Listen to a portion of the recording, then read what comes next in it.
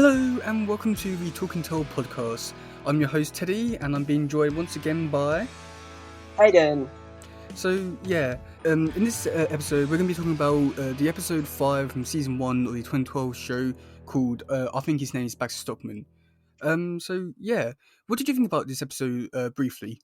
Well, this episode was quite an interesting one because last week I was trying to figure it out, and I was like trying to figure it out. I was like, what is this? What is this going to be? And of course, what I was thinking was completely different to what I had in mind. But overall, this episode was quite an interesting one because it explores it's like a side off from the main story, and it's quite nice. And it's just quite an interesting one because it's a new character, new development, and I'm not gonna lie, it was a bit sad in some parts. Not like upsetting, like fine sad. It was like sad as in, oh my god, this is like sad. This poor guy is just. Yeah. We'll get more into that later on in the podcast.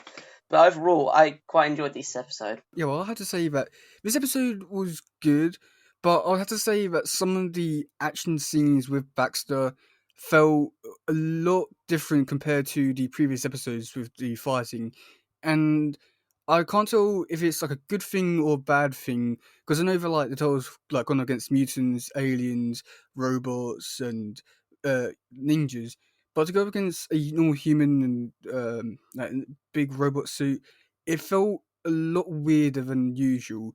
But yeah, that'll probably be something that we do talk about. So this episode first starts off with Splinter doing some meditation, and it's like he can sort of like see the universe. And I enjoy this like the thing is like with like most like action stuff when they go into more like a magical realm of things when like their characters doesn't really go into it. I feel like with Tales it works really well, and I wish we would have seen a little bit more of that.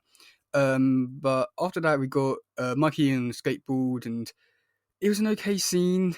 I don't have really much to say about it. Do you have anything to say about it? Yeah, that scene was it was a bit weird. Like, I loved Master Splinter meditating. Of course, he's exploring his mind and his universe, and of course, you cut to the scene where Mikey is trying to skateboard over his brothers, and I'm like, hold on a minute, how did we get to this point? It's like, why would they be doing this? Like, how did Mikey somehow persuade all three of them to do this trick? I'm like, oh jeez. And then of course Raph, sorry.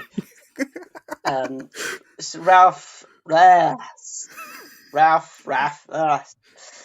Just continue. still learning that one, but yeah. But it was just so funny in how they got persuaded to do this stunt with Mikey, in which was supposed to be a good one, but overall was just an epic fail, in my opinion. But it was a nice little opening episode to try and create some humor, but it was alright. I liked that opening scene, but it wasn't particularly the best opening scene that I've seen so far. If you understand where I'm coming from. Yeah, it could have been better, but like it did its job. So yeah, after that, the Turtles Yeah. were acting. Okay, so like the Turtles were acting as if like they didn't have internet, but like this is all around like the time period when they would have had the internet, and like they weren't really banned from the internet, but they were just banned from not going up or from going outside. But they could have explored the sewers, so I felt that was a little bit weird. And then Donnie created a teapot, and with all the like most advanced tech he's got, that was the thing he built. Um, and then like Mikey, and then like the thing is like it's a bit weird because it's even though it's like a music player type thing, he plugs it into his ears, but it doesn't have any ears. So how is he? You know how do turtles even listen to each other when they don't have ears? I had the same question. I had the same question. What do you think about the whole scene? That scene overall was quite like, it was quite a childish scene in which they were grounded and they were like moaning about it. It's a proper child thing to do, just to moan about getting grounded and all of that. Yeah. And then of course with Donatello creating this teapot, and this teapot literally is like a rip-off, is like a turtle version of AirPods. It's just so. Was AirPods even a thing when that TV show came out? I was thinking more iPod. Ah, iPod. Yeah, I mean no, because this is like 10 years ago. Oh, yeah, about that. Oh yeah, of course. And the iPod. Jeez. I used to remember having an iPod. That was just how far we've come in tech these days. Like, I still got it here. Oh, It's just this little ditty thing, and then compared to my phone now, it's just back massive. in my It's day. just, oh, iPods. For those who don't know what an iPod is, look it up because you would see the difference between an iPod and your phone today because it is just insane how the difference is. But back to the main point at hand. The teapot. It was quite a funny thing because Donatello took the most advanced military AI from a military junkyard out of all the places he could be, and decided to make it into a basically a music device. And I'm like, why? Why would you have the most advanced AI and put it into a music device? Like, why? You could use it for so much more. Okay, in crime, your machines, anything but that. But overall, it was quite a disappointing scene. I'm like, Donatello, mate, stop putting yourself down. You can make something better there and Uh, better than that. Come on, mate. Use your brain. yeah. Oh, yeah. Also to say that Raph's impersonation of Splinter, I thought it was. I wouldn't say he's on point, but I did enjoy that voice, and I'm really sad that I never go back to using, or Raph never goes back to using that voice ever again. Um, and yeah. So yeah, after that, the tours go out on the rooftops doing all flips and all that. And I will say this: like the music here, for some reason, sounded so good. I don't think we've had that soundtrack used there before. But I thought it was really good. And then also had Leo going through like through beehives and going basically falling down a building. And again, it's not realistic. He should have broken a bone. Your thoughts? Yeah, definitely. I'm thinking he jumped from a building, went into a greenhouse, and then fell down at least 6 flights of stairs, and then landing on either it was a car because a car alarm was going off, or a bin pile, or something like that. But he should have definitely gone to the hospital after that fall, honestly. Well, he is a mutant after all, so I guess he has stronger bones than other humans. But It's not for realistic. simplicity's sake, yeah, he should have gone. Yeah, for realistic sake, he should have gone to hospital for sure, for sure. After that, we get introduced to Baxter Stockman. What do you think about Baxter Stockman? Baxter Stockman is a real nice change in pace of character development, and I was thinking like, okay, who's this guy? At first, I thought it was one of the Krang because he looked purple and like a piece of gum from a distance, and then of course you get closer up and he's wearing this exoskeleton, and of course he's trying to make it work, and of course it's just sad. Like, it is really just sad, as Mikey and Raph said, like, this guy is sad. I don't know whether to beat him up or get him an ice cream. And that really made me chuckle because I was trying to understand. It's like, yeah, this guy is proper sad. He's trying to break into a place and he's failing at that. Even with a stick welder or a blowtorch and a flamethrower Blowtorch. connected to his hand, he's still failing. Blowtorch, Yeah. yeah. But stick welder. Why did I say stick welder? Well, one thing which I thought was like really cool, and you will see this in like a few episodes time, but like all like some of the armor he was wearing, I only just recently found this out the other day. But like all the armor or most of the armor he was wearing, actually gets reused and gets turned into his robots, which he used, which more or less like is one of his most famous things about his character. And I never noticed that until now. And I thought that was like a really cool touch. But I feel like Baxter Stockman within this universe, he's okay. He's just very. I'm not exactly too sure what to say. to really describe him because he's all sad and just really just whatever the next or the person in charge tells him. And this episode doesn't really like. It feels like he's just always down on his luck, and now he's got his big chance, and yet he's still like a nobody. But yeah, Emilio says some really lame lines, and I don't want to really talk about them. They're just so lame. But like the fight with, but the fight with the Toes and Baxter was decent, I'd say. But if this was last episode, it was definitely unfair. Yeah, I agree with you on that one. And yeah, Like, he after that, had this huge opportunity. Oh, sorry. oh no, you say a thing. Oh, well, in my opinion of Baxter, he's like, he had this opportunity to become something great, and then, of course, he mucked up really big. Like, he screwed up big time with that opportunity, and I'm like, Baxter, my guy, what are you doing? Stop this. This is embarrassing. You're embarrassing yourself right now. Come on.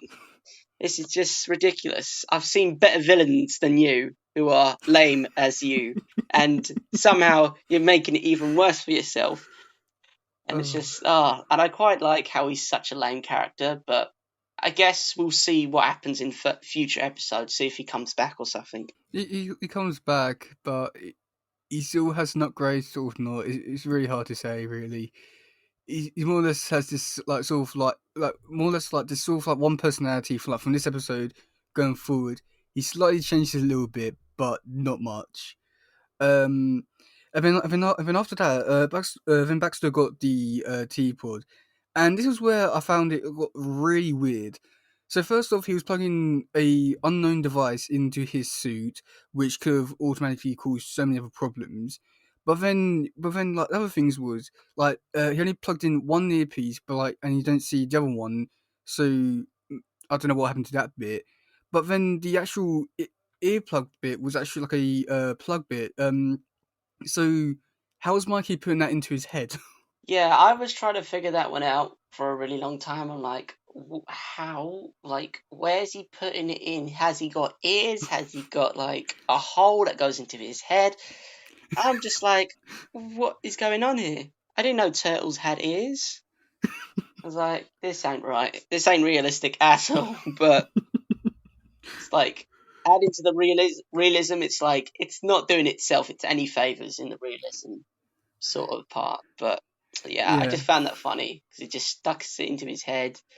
Like I can understand Baxter, like he puts it in and he's like, "Wow, I'm a boss" all of a sudden, and then I don't get it. I really don't get it. After that, the Turtles are doing some training while sleeping, and I thought this scene was okay. The one thing which I thought was very weird was like Mikey jumped into the scene and landed on his back, and then just more or less flung himself off the screen. I'm not too sure how he did it because there was no like any movement to really suggest that he pushed himself to go out the scene. Yeah, and then after that, Splinter does some randori, and I know this might sound a bit weird, but I've always wanted to try randori, and I probably shouldn't be saying that, but I do want to be, I do want to try it one day. Randori. Oh, what is Randori? I'm Uh, just wondering. I'm curious. so basically, it's like a teacher will go behind their student who's kneeling on the ground with and it would be like two options. So it'd be like a wooden one for like practicing, or I think sometimes they use a real sword, and basically you need to like the teacher will like strike the student on the head or like somewhere on their body, and the student needs to move quickly out of the way so that they don't get hit. But like, ooh, and yeah, that's more or less like the gist of it. And like in this case, because they was all too tired, they got hit. Um, I know that, and like, and but I mean, I think Ah, yeah, like it'll probably be like very painful, but for some reason, I've always wanted to try it. Um, and yeah, and then after that, we got Baxter Stockman evolving. I I, I felt like it was a bit too much for his suit to be evolving with so little technology. And then even on the TV screen, the camera crew capture Stockman's machine or robot body, but yet Donnie can make out that like it was a teapot when it doesn't look anything like it. Doesn't even have the same colors. How? Yeah, that was a bit. I don't know whether it was like because I was thinking nanites as like, but hold on a minute, Baxter is not a multi-billionaire that has nanites laying around and to fix his suit. And I was thinking the teapot could have nanites, but then I'm realizing it was made by a Ninja Turtle, and I don't know if a Ninja Turtle has the capability of thinking and how to make nanites. You can probably But think it, just not make it. yeah, you could probably imagine it. But with the technology of being in a sewer, I don't think you can make nanites that Uh, can uh, rebuild themselves at God's will or anything like that. yeah, and teapot was made from a highly advanced like microchip. It doesn't really make. I can understand like it downloading stuff from the internet, but I don't. I know Valtols is not supposed to be realistic or anything, but I don't see how a microchip in a music player can make a little blowtorch into a full-on big like tank arm. I know if I might be going a bit too like saying, "Oh, it's unrealistic," but like I feel like there may need to be a bit more grounded in terms of what can be done and what is shown. Um, but yeah. And then after that, had the second. Yeah, definitely. And then after that, Vitols had the second fight with Stockman. What did you think of this fight? The second fight with Stockman, that was a funny scene. Trying to understand what was going on at the time. It's like Stockman is like he's in his suit and now he's fighting them in his suit. It's just really weird because I'm like, how does Stockman know their fighting techniques unless the AI programmed it into his mind to say, look, this is when he's going to attack, this is when he's going to do that.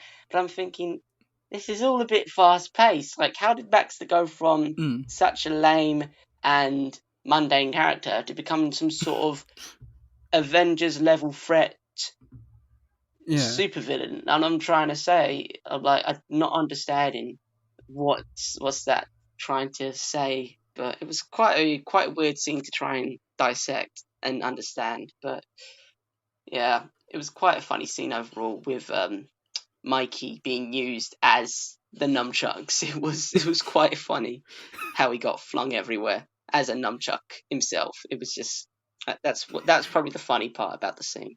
I like that. Yeah, like yeah, I'd say like the whole scene. I felt like I don't know. It felt really weird for me. This is like the point in the episode that like made it a whole lot weirder for me because I know that the Turtles has gone up against like ninjas, aliens, and robots, and mutants. But I think from going to like fighting like an ordinary person to now being in a big battle suit armor, there's other robots and other stuff like that. I just feel. I mean, I know. I feel like all the other fights, with all the previous villains, I felt like it was much more grounded and natural in terms of going against those ones. But then, for some reason, going against just, like an ordinary scientist person who can take on all the characters, for some reason, it just felt really weird for me. And I have to say that this is probably the weakest episode so far, just because of like the action scenes, compared to like the other ones where like I know like if you go up against like Chris Bradford, it makes sense that Turtles cannot beat him because he's a ninja master. But like you go against Baxter Stockman, he only has a battle suit. He doesn't really know how to fight. But like, I did find some bits funny with like the like nunchucker scene. And then after that, with Baxterman chasing after Mikey, I thought that was interesting, to say the very least.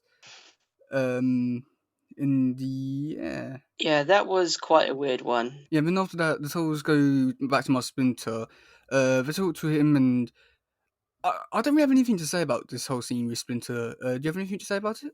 The scene with Splinter in which they're talking about, and of course Splinter's scolding them again for disobeying his rules and all of that.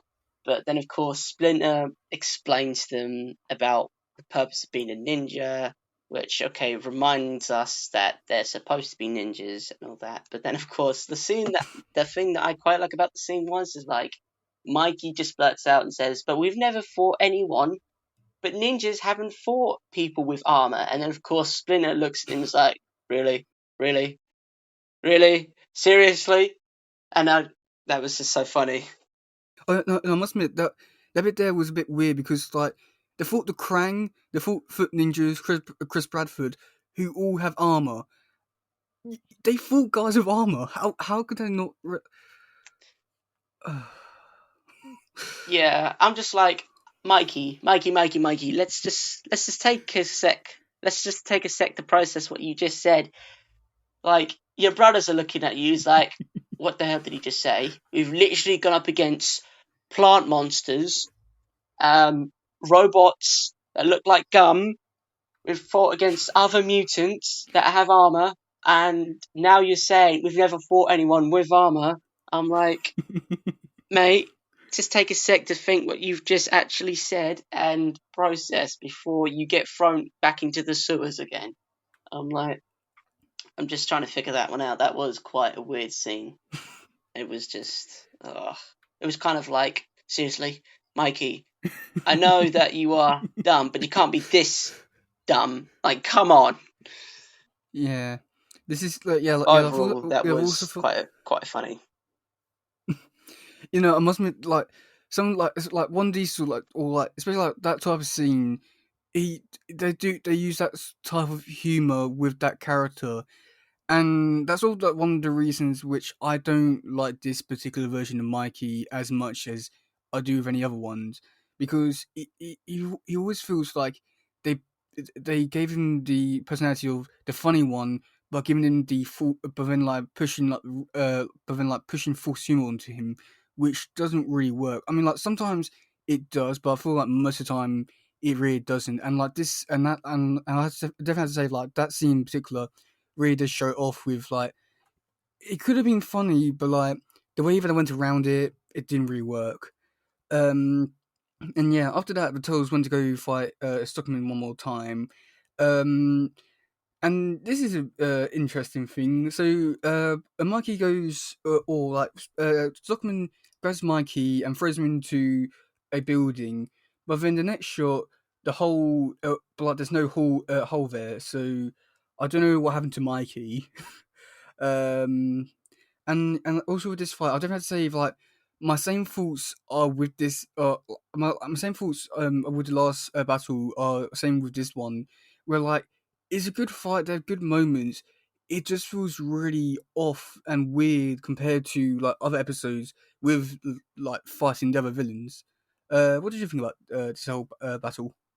That battle was quite interesting because the scene where they're fighting him. This is the third fighting scene now we're talking about, right? So Yes, he's the last like one. in his fully final form, and that scene it's quite a weird one because they learn so quickly on how to defeat him after Splinter's wise words.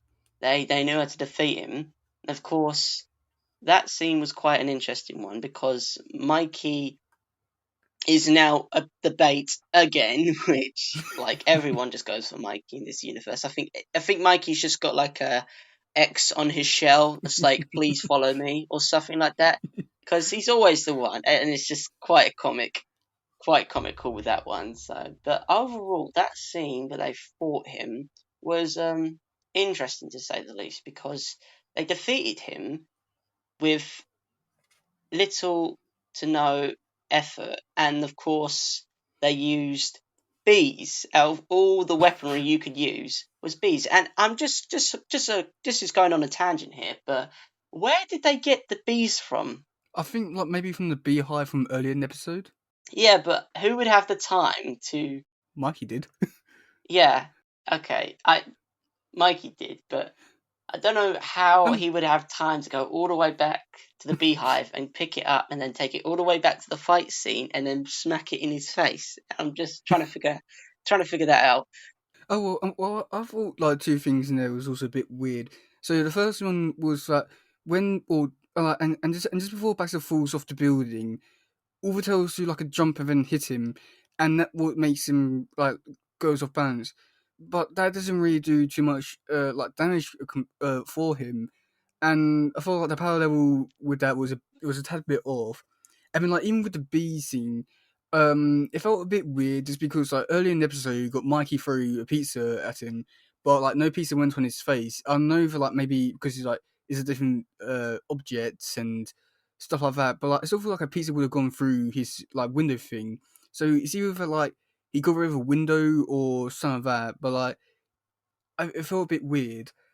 But then we have the amazing shot of Leo taking out the teapot. What did you think of that scene? Because I absolutely loved it for the lighting alone. That was a good scene because he's in his battle mode with his white eyes, and I just love the use of the white eyes throughout all the battle scenes, which indicates like he's ready to kill someone, he's ready to fight, and I just love that. And of course, the scene could have been a bit better. Like he could have like they could have focused more on the sword penetrating the teapot, Mm, but overall, it was quite an effective scene in which they were trying to portray.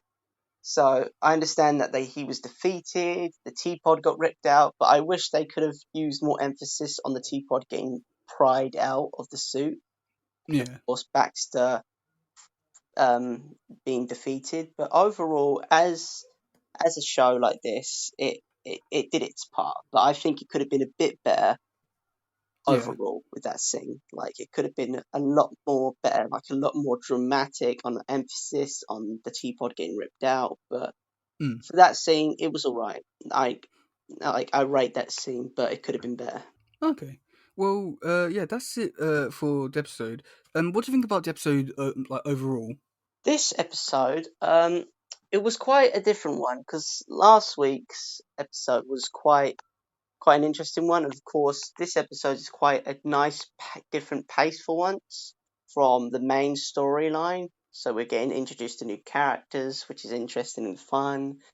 And it was quite a nice change of pace for once because they always find the Krang and all that, and of course Shredder, but that's another story to get into. But overall, it was quite a nice change of pace, which was quite nice. But I believe that they could have used this episode a bit differently to try and emphasize on another different key parts of the universe. Like at the end, they could have had like a cut scene in which Baxter's recruited by the Krang or the Shredder. Because if he's on TV, right, Baxter's on TV, he could have been seen by everyone in the world, including the Shredder and the Krang, who are quite sophisticated in themselves, to say, look, this guy, he's a villain. Well, he's trying to be a villain. He's got potential, and he's got a suit made of like an AI. Like, let's get this guy on our team to defeat the Turtles. But sadly, that wasn't the case. But overall, it was quite a fun episode to watch, but could have been a bit better in how they portrayed it. But overall, decent episode. Could have been better, but it was a good episode overall, which was alright. Yeah, I have to say that this episode was like, a really good episode and really like sort of helps develop the team overall. And I feel like there was like some decent moments with throughout this episode, but I will definitely say, like I've already said before, like the last two fight scenes with Baxter, they just feel really out of nowhere compared to like, all the other ones which I would say like really believable. Whereas this one was just because of plots and convenience and stuff like that. So yeah, I enjoyed this episode, but also this is sort of one thing which I wouldn't say like it's not an overall big problem, but like it's like a small problem where like because like certain characters like okay so the thing is like it's hard to tell which episodes are like necessary episodes which you have to watch and which ones you don't have to watch. And Baxter is in more episodes and stuff like that, but like is this episode like an important episode or not? So um it's always hard to tell that. So it's one of those episodes which I enjoy, but I can't tell if I need to enjoy it more because of other stuff in the future. or stuff like that. But also, you also mentioned the villains and like the Krang and all that. So so luckily for the past 2 weeks, we've had no Krang. How does it feel to not hear their voice? Oh, their voices are just. Oh, it's been peaceful. It's been really peaceful. And not hearing their voices, like, oh. Like, I know they're aliens from a different world, but come on, you could have downloaded, like, a different voice package or something. Downloaded Alexa or something else, but that voice is just like, go see what that is over there. Krang, Krang, Krang, Krang. It sounds like a loading error voice, and it just, it was peaceful to know to have them not in this episode. It was peaceful, but it was quite Well, nice, quite peaceful. More voices that fit the characters. I'm like, peace at last. But I know that's not going to last long, so I'm sobering up this episode for what it is. So, yeah. yeah, the next episode had the Krang in, so look forward to next week's episode. But but also like another thing we should do ask, because now that we've seen like a good bunch of villains now, like in terms of like fractions or like the main ones in terms of Krang, Shredder, and like the other ones that coming in and out of the show. Do you think it's like a good like variety of villains, and do you have like a like favorite villain so far?